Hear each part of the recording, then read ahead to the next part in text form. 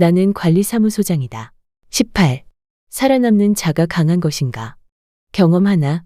어렵게 자격증도 땄고 그깟 관리사무소장일 누구보다 잘할 것 같은데 바보 같은 위탁회사와 무지몽매한 입주자 대표회의에서는 나 같은 인재를 몰라보니 밤을 꼬박 새워가며 정성스레 작성한 이력서를 들고 발이 부르트게 돌아다니고 인터넷 구인 광고란이란 구인 광고란은 다 찾아가며 죽어라고 이력서를 넣어봐도 취업은 고사하고 손가락만 빨고 있자니 가뜩이나 다혈질 성격은 점점 전투적으로 변하고 좌충우돌 어디에 화풀이라도 하고 싶은데 돌아보니 세상에 만만한 사람은 하나도 없고 그렇잖아도 취업 못해 짜증나는데 내가 뭐라고 하거나 말거나 시간이 지나니 합격자들은 또 쏟아지고 경쟁자는 더욱 늘어나며 속절없이 나만 바라보는 처자식을 보고 있자니 한숨만 나오고 생각할수록 답답하기만 해서 새까맣게 타는 가슴에 쓴 소주 한 잔을 걸치니 나도 모르게 눈물이 뺨을 타고 흐른다. 경험 둘. 1000명의 인원이 관리사무소장의 꿈을 안고 공부를 시작했다. 1년에 한 번 있는 시험을 치렀더니 겨우 200명만이 살아남았다.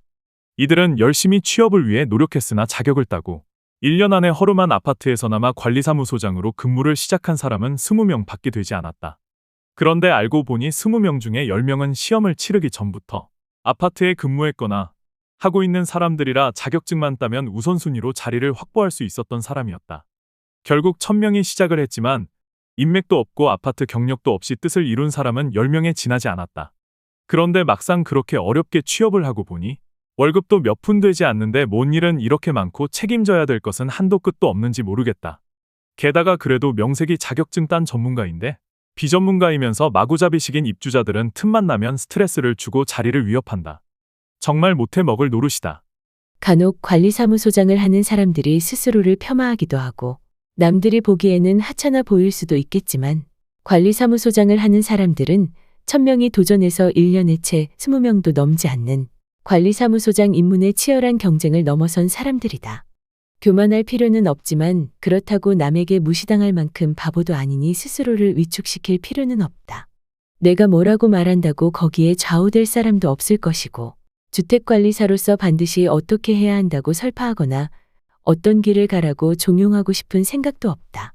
다만 사람은 살아가면서 늘 무언가를 선택해야 하는 것이고 선택의 과정은 신중해야 하지만 일단 선택했다면 환경을 탓하거나 불만을 늘어놓고 불평하기보다는 그 환경에 적응하도록 노력을 할 때 원하는 바를 얻을 가능성이 커진다고 생각한다.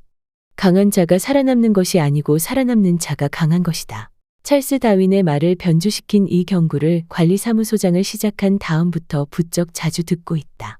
순간의 감정을 이기지 못해 쓸데없이 객기 부리다간 자칫하면 다른 일자리를 알아보아야 하게 될지도 모르는 난장판에서 처자식 굶기지 않고 버티는 것이 강자의 절대 조건으로 변질되어 버린 것이 안타깝긴 하지만 나 역시 한 가정의 가장으로서 충분히 이해된다.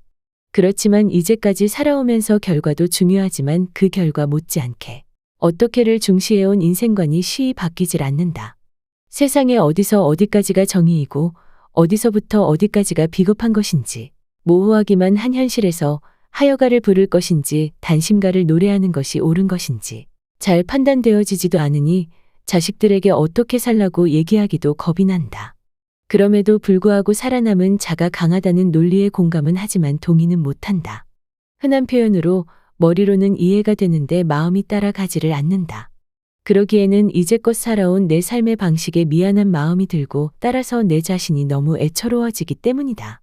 관리사무소장을 하면서 불행하게도 부득이 어려운 선택을 해야만 할 상황이 올 때는 살아남은 강자가 되기보다는 생불여사를 먼저 떠올리곤 한다.